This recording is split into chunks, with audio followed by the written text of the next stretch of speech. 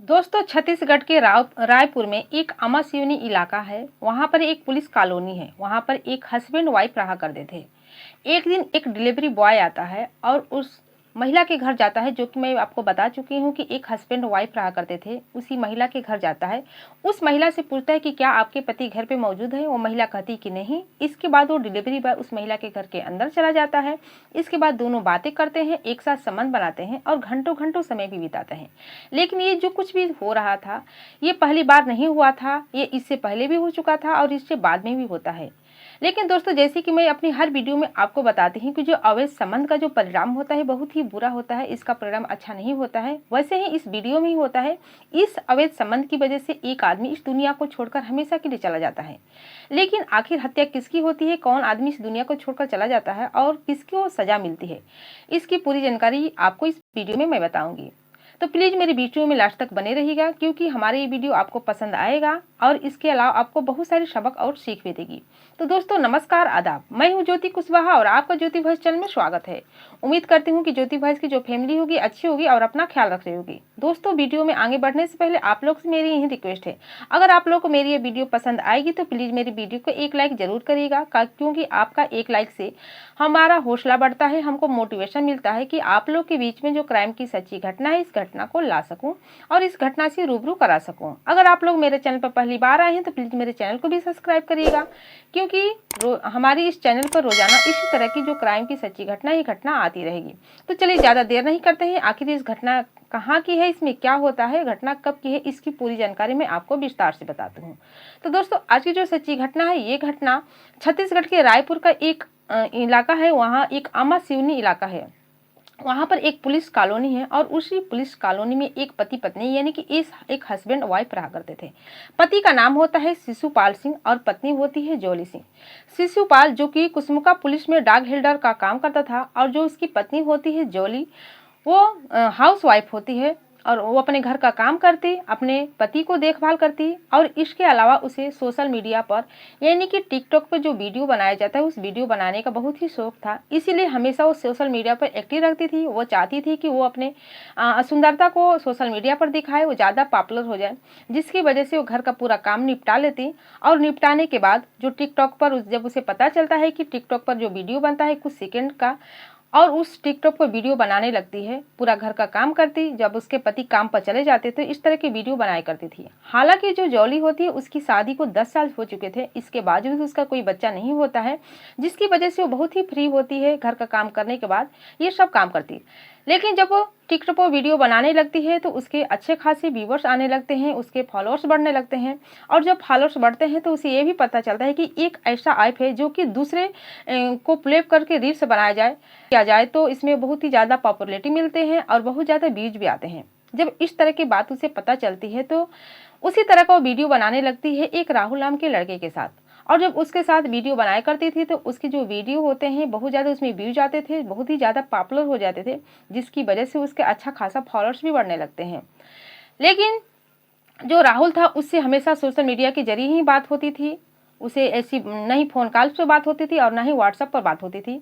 वो पूरा घर का काम कर लेती, अपने पति की देखभाल करती, घर का काम करती और इसके बाद वो रील्स बनाने में बिजी हो जाती है।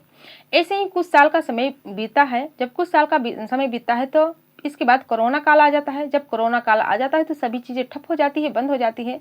लेकिन कुछ ही महीने के बाद पता चलता है कि जो टिकटॉक है उस पर भी बैन लगा है, वो भी बंद हो गया है। जब टिकटॉक बंद हो जाता है तो जॉली हो तो उसका पूरा काम धाम रुक जाता है और बहुत ही ज़्यादा परेशान होने लगी थी, क्या करे क्या नहीं करे। इसके बाद लेकिन जो उसका जो राहुल से कनेक्शन था उसका छूटता नहीं है। वो अक्सर राहुल से सोशल मीडिया पर बात कर लिया करते थे, उसका हालचाल पूछ लिया करते थे। लेकिन जो राहुल होता है वो भी जॉली से बात करता था, हालांकि वो भी शादीशुदा था, उसके बच्चे भी, इसके बावजूद भी वो जॉली से कनेक्शन उसका जुड़ा हुआ था। और इन दोनों का जो कनेक्शन है इतना ज़्यादा जुड़ जाता है कि इन दोनों को ऐसा लगने लगता है कि जब दोनों बात ही नहीं करेंगे तो उसका समय ही नहीं कटेगा, उसका दिन ही नहीं कटेगा। और इसी बातों बातों में एक दूसरे के बहुत ही ज़्यादा करीब आते हैं और अपना अपना कॉन्टैक्ट नंबर भी दूसरे के साथ शेयर कर देते हैं और बातचीत करने लगते हैं। लेकिन इधर जो जॉली का जो पति होता है शिशुपाल, उसे पता नहीं होता है कि उसकी पत्नी यानी कि दूसरे मर्द के साथ कांटेक्ट में है, उसके साथ बातचीत करिए। वो तो अपने काम में लगा रहता, अपने घर की जिम्मेदारियों को संभालता, अपने जिस जगह पर वो काम कर रहा था उस काम को देखता। लेकिन इधर जो जॉली और राहुल का दोनों के बीच जो प्रेम प्रसंग चलने लगता है, हालांकि दोनों यूपी के रहने वाले होते हैं, लेकिन जॉली का जो पति होता है शिशुपाल, उनकी नौकरी की वजह से उसे छत्तीसगढ़ में रहना पड़ रहा होता है। और जो राहुल होता है वो भी यूपी का रहने वाला होता है, लेकिन वो मुंबई में रहता था और मुंबई में रहकर रील्स बनाया करता था। लेकिन जब दोनों के बीच नज़दीकियाँ बढ़ जाती है, दोनों में घंटों घंटों बातें होने लगती है, तो अब दोनों एक साथ मिलने का वादा करते हैं, यानी कि मिलने की बात करते हैं और एक साथ संबंध बनाने की सोचने लगते हैं। लेकिन सबसे बड़ा दुख यह होता है कि जो राहुल था मुंबई में था, और अगर वो जॉली के पास आएगा तो उसके आसपास और भी लोग रहते हैं, सभी लोग समझ जाएंगे कि आखिर यहाँ पर क्या करने आया है, कौन सा लड़का है जिसकी वजह से जॉली उसे बुला नहीं पाती है। धीरे धीरे जॉली के मन में एक उपाय आता है और एक दिन वो राहुल से कहती है कि तुम एक डिलीवरी बॉय का कपड़ा खरीद लो और कुछ सामान ले लो और डिलीवरी बॉय बनकर हमारे घर आना। जब हमारे घर आओगे तो मैं तुम्हें अपने घर के अंदर बुला लूंगी, हम दोनों खूब सारा मौज मस्ती करेंगे। इस पर राहुल को भी ये बात पसंद आ जाती है। इसके बाद वो एक डिलीवरी बॉय का कपड़ा खरीदता है और कुछ सामान लेकर जॉली के बताए गए जो पता होता है उस पते पर आता है। उसे पता होता है कि जो जॉली का पति है शिशुपाल किस वक्त ड्यूटी जाता है, किस वक्त वो घर पे रहता है। यह सब जानने के बाद वो जॉली के घर के आता है। जॉली उसको अपने घर के अंदर बुलाती है, खूब सारे बातें करते हैं, उसके साथ इंजॉय करती है, उसके साथ संबंध भी बनाती है। दोनों जब पहली बार मिलते हैं, एक साथ संबंध बनाते हैं, तो दोनों को बहुत ही अच्छा लगता है। अब ये सिलसिला जब एक बार चलता है तो रुकने का नाम ही नहीं लेता है। जब भी जो राहुल था उसका मन करता वो डिलीवरी बॉय बनकर जॉली के घर आता, उसके साथ संबंध बनाता, उसके साथ घंटे घंटे बातें करता। अक्सर हमारे समाज में ऐसा हो गया है कि आजकल के जो लोग हैं अक्सर डिलीवरी बॉय के जरिए ही अपना सामान लेते हैं। उसी तरह से राहुल आता था और राहुल के आने के बाद जो आसपास के लोग हैं इस बात को दोनों की इस चीज़ को लेकर विश्वास नहीं करते थे। वो सोचते हैं कि डिलीवरी बॉय होता है। अक्सर जॉली कुछ न कुछ सामान मंगाया करती थी जिसकी वजह से वो आया करता था। इसी बात को लेकर किसी को कुछ पर शक नहीं होता है। अब ऐसे ही बहुत सारे दिन बीत जाते हैं। 2021 से 2022, 23, 24 ऐसे ही 2025 तक आ जाता है। मार्च 2025 को एक दिन जो जॉली का जो पति होता है शिशुपाल, जब वो घर के अपने पूरी काम निपटा कर अपने ऑफिस जाता है, काम करने के लिए जाता है, तो अपनी पत्नी यानी कि जॉली को किसी काम के लिए कॉल लगाता है। लेकिन जॉली कॉल नहीं उठाती है। कई बार ट्राई करता है लेकिन उसकी पत्नी जब कॉल रिसीव नहीं करती है तो उसे चिंता सताने लगती है।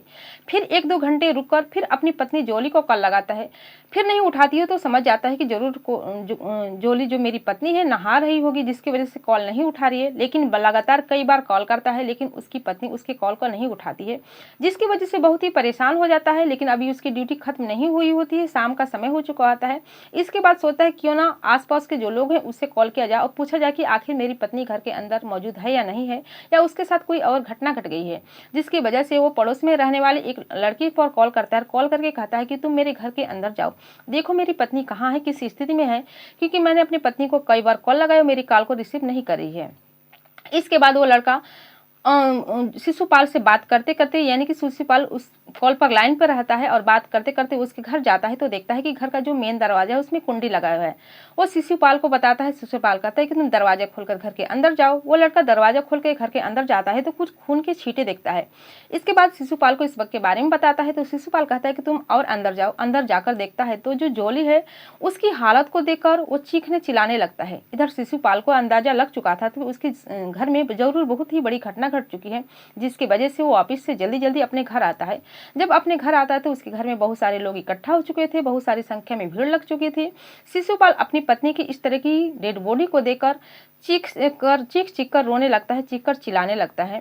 इसके बाद पुलिस को इस बात की सूचना दी जाती है। सबके मन में ही सवाल उठ रहे थे आखिर जॉली की इतनी दर्दनाक तरीके से हत्या किसने की। पुलिस आती है, उस डेड बॉडी को अपने कब्जे में लेती है और कब्जे में लेने के बाद पोस्टमार्टम के लिए भेज दी जाती है। इधर पुलिस जॉली के पति से सवाल करते हैं कि आखिर तुमके किसी पर शक है। इस पर वो बताता है कि नहीं साहब, मुझे किसी पर कोई शक नहीं है, कोई मेरा दुश्मन नहीं था, आखिर मेरी पत्नी की हत्या की। पुलिस इस केस की छानबीन में जुट जाती है और पोस्टमार्टम जो रिपोर्ट है निकल कर सामने आता है तो उसमें यह बताया जाता है कि जॉली की हत्या हुई है और बहुत ही दर्दनाक तरह से की गई है।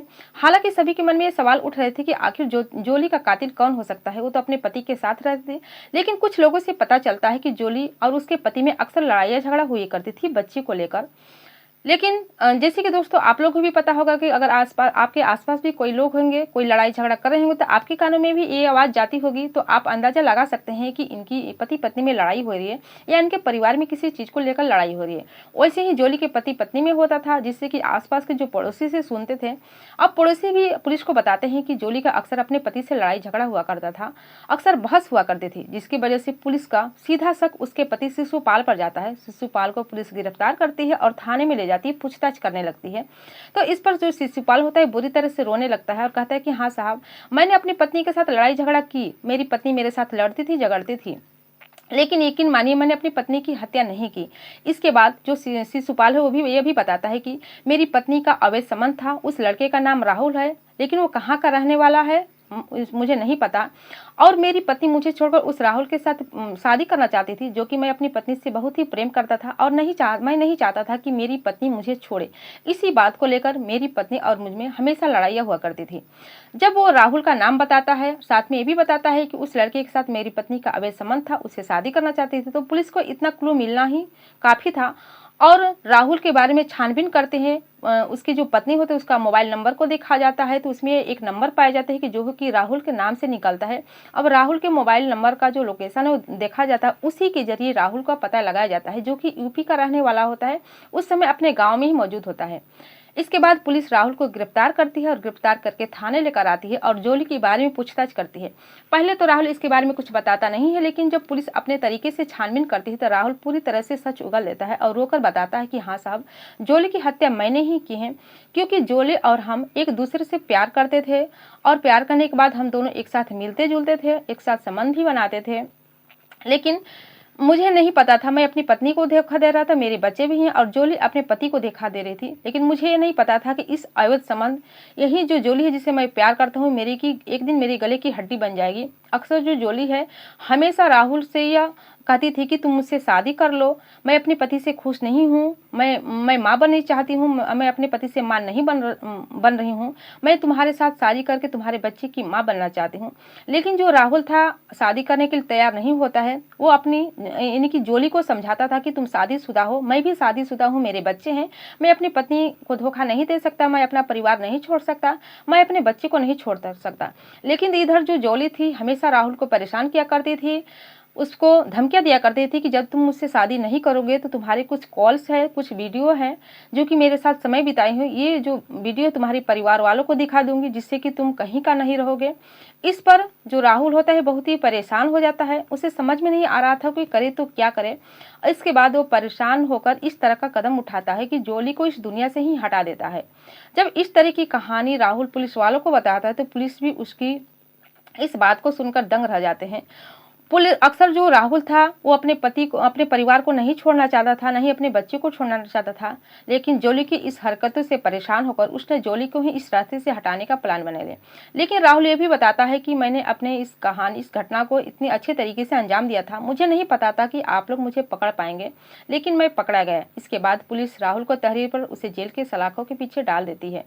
तो दोस्तों, जो कि राहुल, जैसे कि मैंने आपको बताया कि जब राहुल इस तरह का कदम नहीं उठाता, वो जोली के प्यार में नहीं पड़ता, तो शायद ऐसी विचित्र घटना नहीं घटती। इसलिए मैं आपको हमेशा बताती हूँ कि जो अवैध संबंध का जो परिणाम है बहुत ही बुरा होता है, बहुत ही घातक होता है, किसी के लिए अच्छा नहीं होता है।